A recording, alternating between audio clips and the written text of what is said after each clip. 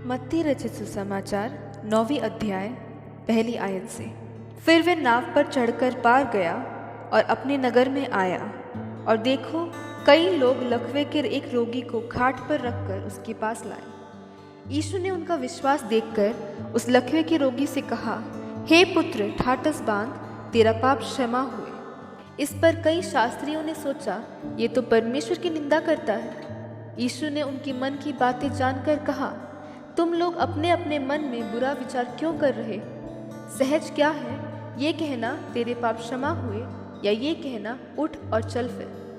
परंतु इसलिए कि तुम जान लो कि मनुष्य के पुत्र को पृथ्वी पर पाप क्षमा करने का अधिकार है।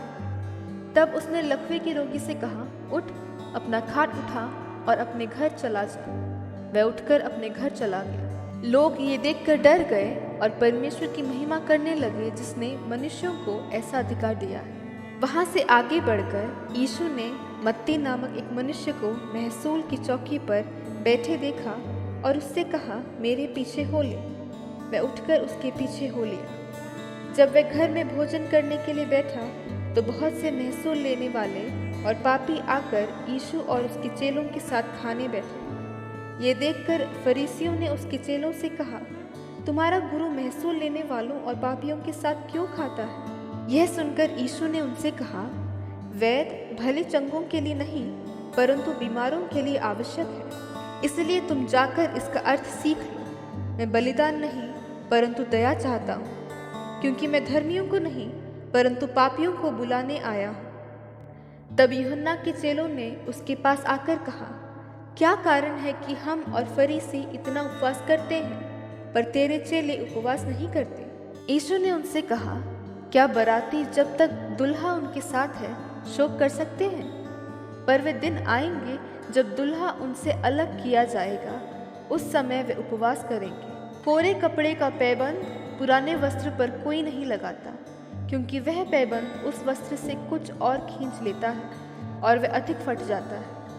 और लोग नया दाखरस पुरानी मशकों में नहीं भरते, क्योंकि ऐसा करने से मशकें फट जाती हैं और दाखरस बह जाता है और मशकें नष्ट हो जाती हैं। परंतु नया दाखरस नई मशकों में भरते हैं और वे दोनों बचे रहते हैं। वह उनसे ये बातें कर ही रहा था कि देखो, एक सरदार ने आकर उसे प्रणाम किया और कहा, मेरी पुत्री अभी मरी है, परंतु चलकर अपना हाथ उस पर रख तो वह जीवित हो जाएगी। यीशु उठकर अपने चेलों समेत उसके पीछे हो लिया, और देखो, एक स्त्री ने, जिसको 12 वर्ष से लहू बहने का रोग था, पीछे से आकर उसके वस्त्र के आंचल को छू लिया, क्योंकि वह अपने मन में कहती थी, यदि मैं उसके वस्त्र ही को छू लूंगी तो चंगी हो जाऊंगी। यीशु ने फिरकर उसे देखा और कहा, पुत्री, ठाटस बांध, तेरे विश्वास ने तुझे चंगा किया है।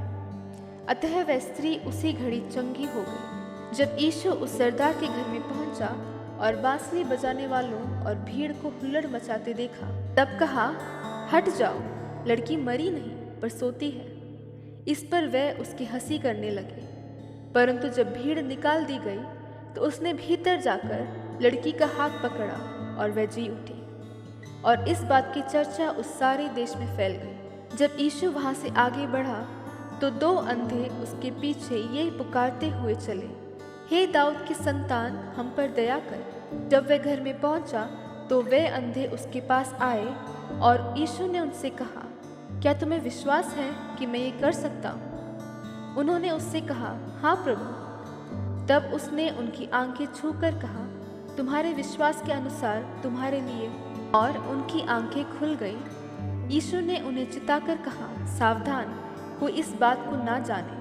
पर उन्होंने निकलकर सारे देश में उसका यश फैला दिया। जब वे बाहर जा रहे थे तो देखो, लोग एक गूंगे को, जिसमें दुष्टात्मा थी, उसके पास लाए, और जब दुष्टात्मा निकाल दी गई तो गूंगा बोलने लगा।